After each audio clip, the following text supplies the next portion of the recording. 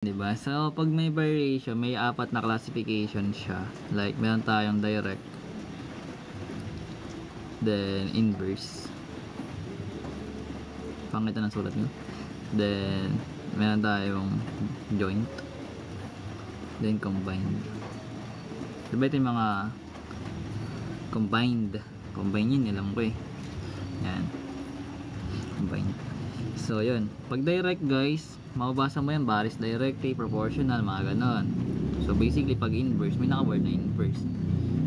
Ala, grabe naman. Talaga, na-miss nyo ako? May pa ganyan. Ala, hindi pabus na rin yung ano gamit. Wait lang, check natin. Anyways, ulitin natin. So meron tayong direct, inverse, joint, tsaka combined. Talaga ba? Ala, fake news. Joke. Hala, grabe naman. Namiss talaga ako nito ni Sir Nicholas Grabe naman yon. Uy, thank you Sir Nicholas Kirksey. So meron tayo na ito, no? Okay na yan. Mulan, no? Ipagpaliven. So sabi ko nga last time, yung variation may apat na type: direct, inverse, joint. So ganito lang naman siya kakabisaduhin, guys. So kung yung ginagamit natin is y tsaka x, meron tayong laging constant na k, di ba? So pag direct, magkakaroon ka ng y varies directly as x, so kx lang siya. Then kapag inverse naman, magkakaroon ka ng y varies inversely as x. So bali yung constant mo sa taas, pero yung isang variable nasa baba. Then kapag joint naman, combination siya ng 2 or more variables, pero same lang siya as direct. Which means, kunyari meron kang dalawang variables, like for example, y varies jointly as x and z. So magkakaroon ka dun ng y varies jointly as x and z. So bali, ganito yung kakalabasan niya. Then, pwede rin siyang tatlong variables, depende kung ilan yung ginagamit. Pero yung constant mo, same lang siya as sa direct tsaka sa inverse. Basta lagi siya may k. Then yung combined, combination siya, pwede siyang inverse tsaka direct, or joint tsaka direct, inverse. So for example, y varies directly as x and inversely as z. So magkakaroon ka ng ganyan. So may another example, for example, another example, for example, so magkakaroon tayo ng y varies jointly as x and z and inversely as w. So bali ganyan lang siya ginagawa. Given, guys, if y varies directly as x and y equals 28 when x equals to 4, what's the equation of the variation? So basically direct variation siya kasi may y varies directly na word. So same lang siya na ito, guys, ng y equals to kx natin. So lalagay lang natin yung y as equals to kx, then plug mo lang yung mga unang given. So meron tayong 28, tapos meron tayong 4 sa x. So lagay natin yung y as 28, then as is yung k natin kasi we need to find the value of k. So copy natin yung x as 4. So syempre para makuha natin yung variable x, yung variable, kailangan natin i-divide both side by 4 kasi multiplication to eh. So may eliminate na yung 4, matitira yung variable k natin, then di-divide natin yung 28 tsaka 4, which is 7. So magkakaroon tayo ng k as equals to 7. Pero hindi pa ito yung final answer kasi yung hinahanap is yung equation ng variation. So therefore, kung meron na tayong value ng k which is 7, pa-plug natin siya dito. So ito yung magiging final answer natin.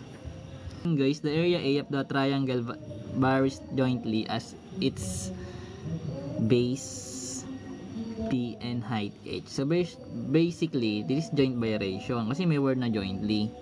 So big sabihin, meron tayong gagamitin ng mga corresponding na letters kasi may mga given. So basically, magkakaroon tayo ng A which is equals yung K natin. Copy natin yung constant. Then yung variables natin, that is BH. So lagyan natin BH. Hindi siya tricky kasi same lang siya, guys, ng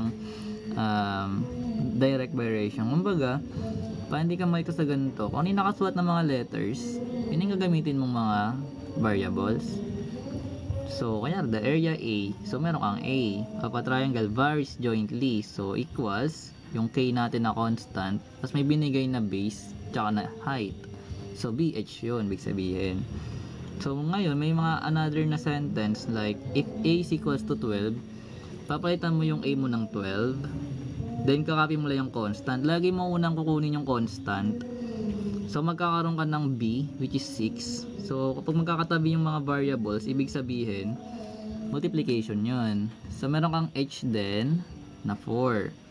So, lagay mo yung 4. So, basically, ito guys, yung 6 and 4 natin, pag minultiply mo yan, magiging 24. So, magkakaroon ka ng 12 equals 24k. So, yun natin yung coefficient bago yung variables na. So, pwede naman kahit hindi. Though, alam natin na kinukuha natin yung variable. So, mag-divide tayo ng 24 both side. So, eliminate na to. Matitira na yung k. Then, yung 12 divide 24, that is 0.5, that's correct. Or 1/2. So, basically, wag kang gagamit muna ng wag kang gagamit ng ng decimal. Hindi ka mahirapan. Fraction as kung pwede. So, pero hindi ito yung final answer guys. Kasi hinahanap natin yung value ng A when B is 10 and H is 15. So, babalikan na naman dito sa form na to. Sa unang equation, wherein ilalagay natin yung value ng A. Kapag daw yung value ng B is 10, then yung H is 5. Wherein, meron kang K dito. Lalagay mo siya as 1/2. So, meron kang value ng K na 1/2. Then, meron kang 10 sa B. Then, yung H na 5. So, basically, pwede mo siya i-direct multiplication kasi multiplication siya ng fraction. So, yung 1 times 10 times 5, pwede yun i-direct na tapos di-divide mo sa 2. Or else, pwede mo siya simplify mo yung 2 tsaka 10. Pwede ka agad yun eh. Yung ginagawa natin na sa given pa lang, pwede ka na mag-eliminate as long as divisible sila. So, basically, yung 2 tsaka 10, divisible by 2. So, yung 10 natin magiging 5. Then, yung 2 magiging 1. So, yung 1 times 5 times 5, that is 25 over 1, which is 25. So, ito yung magiging final answer. So, yung mga tinuturo natin last time, ganun siya ginagawa. Ito yung given. If A varies directly as B and inversely as the square of C, and A is equals to 6 when B is equals to 3, and C equals to 2, find A when B is equals to 8 and C equals to 4. Yung magulo pag binasa mo siya, diba? Pero kung iintindihin mo siya guys, maiintindihan mo yan. Siyempre, iintindihin mo eh. Maiintindihan mo yan pag inintindihan mo. Posible naman na hindi maintindihan pag inintindihan mo. Talaga na. Ano daw? Ang gulo ka. Anyways, so meron tayong given if A varies directly. So meron kang variable A varies directly as B. So paano yung gagawin? Hindi ko alam.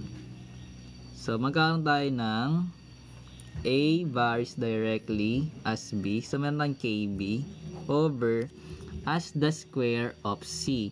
So, which means magkakaroon ka ng C square. Kasi nakalagay square, hindi siya square root. Kung square root yun guys, nakalagay ganon. It's natin yung mga terms na ganon dapat. So, ito yung magiging equation mo. So, if A varies directly as B and inversely as the square of C, and A equals to 6 when B equals to 3 and C equals to 2, find A when B equals to 8 and C equals to 4. So, A varies directly as B. So, yung constant magkakalimutan over yung inversely na C squared. Then, syempre, merong second na sentence o phrase. Meron daw A equals to 6. So, papalitan mo yung A ng 6 equals yung K natin. Laging kukunin yung constant muna. So, meron tayong B na 3. So, lagay natin yung 3. So, magkakaroon tayo ng 3 doon. Then, yung C natin na 2. Wherein naka-squared siya. Then, sisimplify mo yan syempre. So, magkakaroon tayo ng 6 equals K times 3, that is 3K, over 2 squared, which is 4. So, pag ganito yung format, basically, kinocross multiply yan. Or kung gusto mo mag-multiply ka both side ng LCM. Or yung 4. Pares lang yun, actually. Nakadepende sa yan. Pwede ka mag-cross multiply, pwede ka mag-multiply both sides. Basta may eliminate yung denominator. So, ma-eliminate yung denominator sa right, pero yung sa left, magkakaroon ka ng 4 times 6. Kasi nga, multiply both sides. So, magiging 24 to. Is equal to 3K. Then syempre we need to find the value of k, so we need to divide it both side by 3. So magkakaroon tayo ng value ng k which is 8. Gets natin yun, syempre dinivide lang naman, pero hindi ito yung final answer kasi meron ka pang second na i-solve, like find a when b is 8 and c is 4.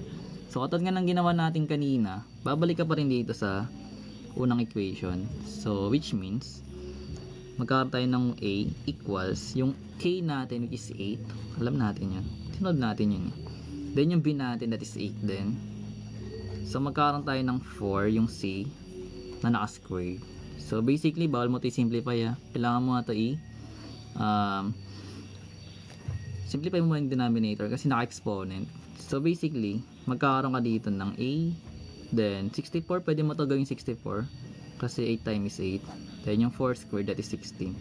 Pero mukhang mas tumihirap siya pag naagaya na format eh, no? Pero may other way guys, kung gusto mo siya i-simplify na mas madali na hindi ka na magaganda. Pero for sagot, syempre pag dinivide mo to, diba, pwede rin siyang ganito na format, like diba man tayong 8 tsaka 8, mas madali kasi siya pag naka-factor. So alam mo naman kasi itong 4, dalawa siyang 4 pumiyok, dalawang 4, yan 4 times 4 kasi ito, diba, wherein pwede mo ito i-simplify dito. So yung 8 tsaka 4 magiging 2 siya, ito magiging 1, then ito din magiging 2 tsaka 1. So yung denominators mo magiging 1 na lang, then yung 2 times 2 kasi naka-multiplication to, may parenthesis, so 2 times 2 magiging 4 pa rin. Anyways, ganun pa rin siya ginagawa. Kung saan ka mas nadadalian, yun lang yung gagawin mo. Pero kung kaya mo siya i-simplify sa given pa lang, gagawin mo. Kumbaga, ilalagay mo lang yung itsura ng equation. So, ayan.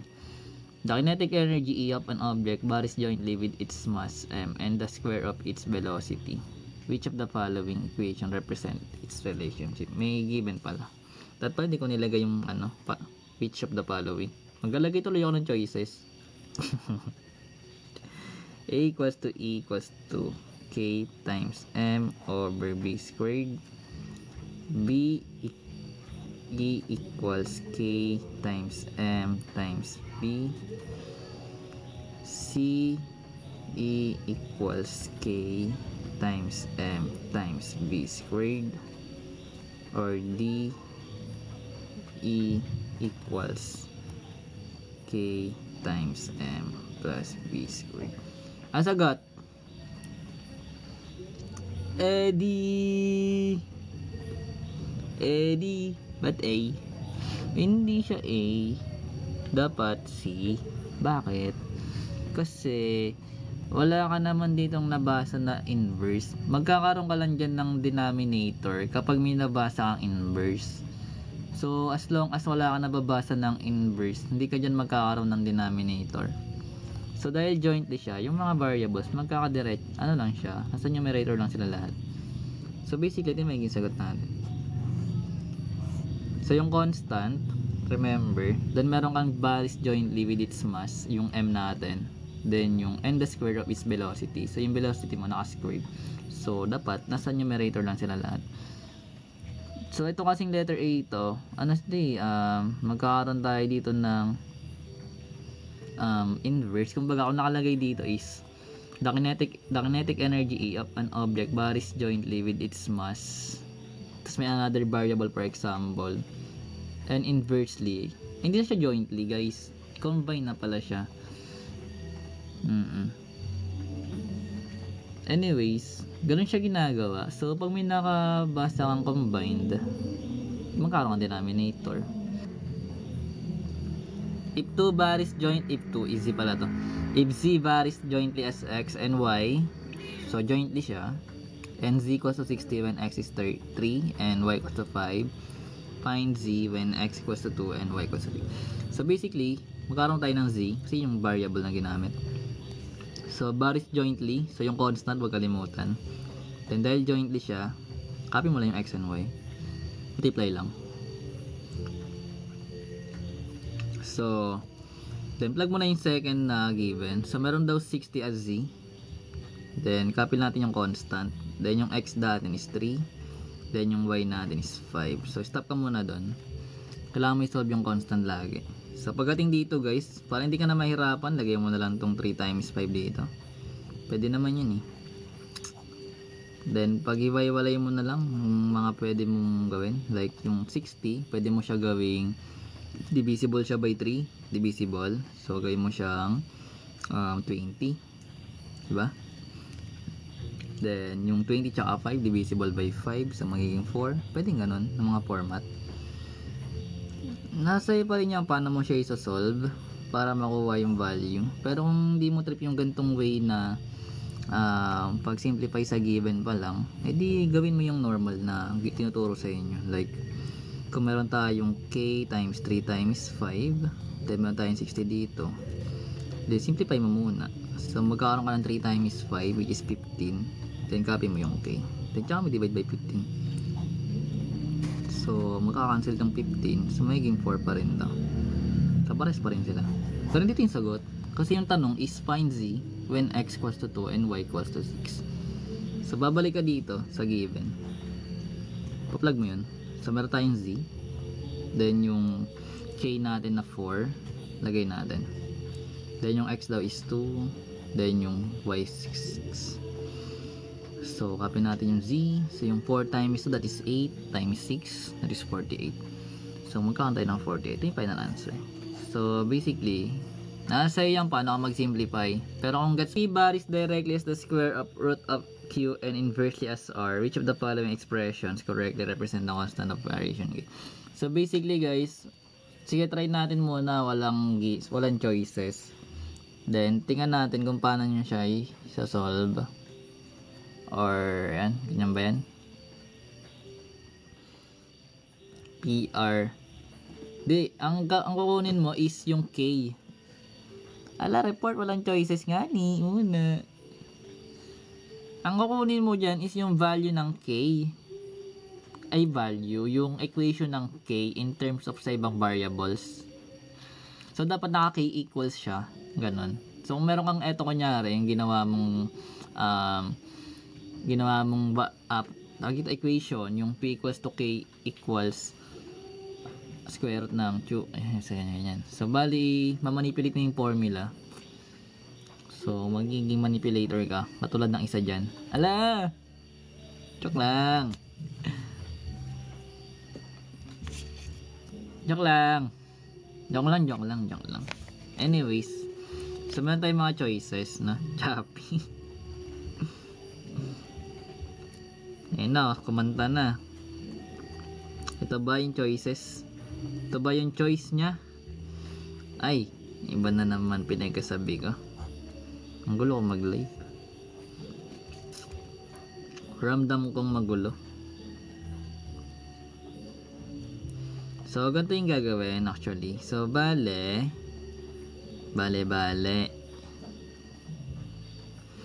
So, kasi yung hinahanap guys is yung constant. So, basically, so, unahin natin doon, no? So, ulitin ko lang para maganda siya sa pag-edit. Nag-edit. If p bar is directly as the square root of q and inversely as r, which of the following expressions correctly represents the constant of variation of k? A, this one. B, this one. C, this one. D, this one. Anyways, so, lagay natin to. If p bar is directly, so p bar is directly as the square root of q and inversely as r. So, inversely as r. Ito yung equation natin dapat in terms of p natin. So, i-manipulate natin yung formula. So, tanggalin muna natin yung denominator by multiplying both side by r. So, tanggalin natin yun. So, magkakaroon tayo ng r times p, that is PR or RP. PR na lang. Equals yung natirang numerator natin na k square root of q. So, we need to solve for the value of q, k I mean.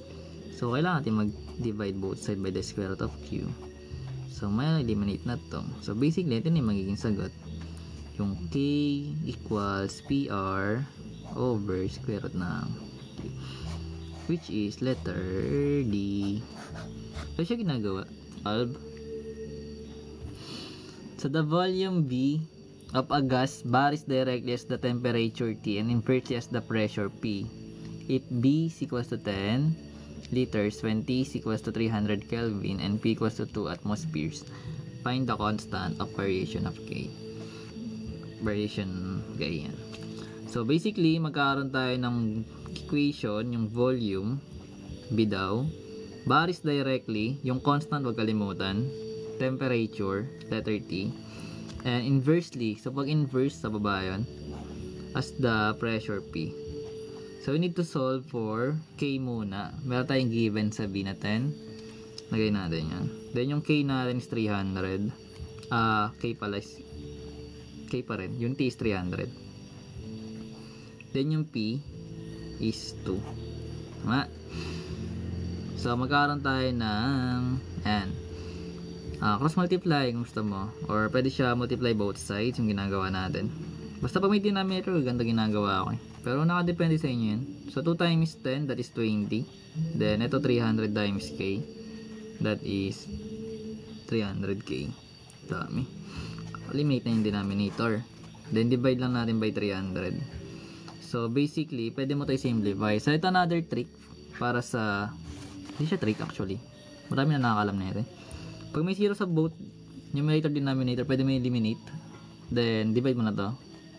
So yung 2 tsaka 30, pwede mo yung i-divide both by 2 kasi nagtatapos sa 2 and 0. So sa divisibility rule lang to, diba?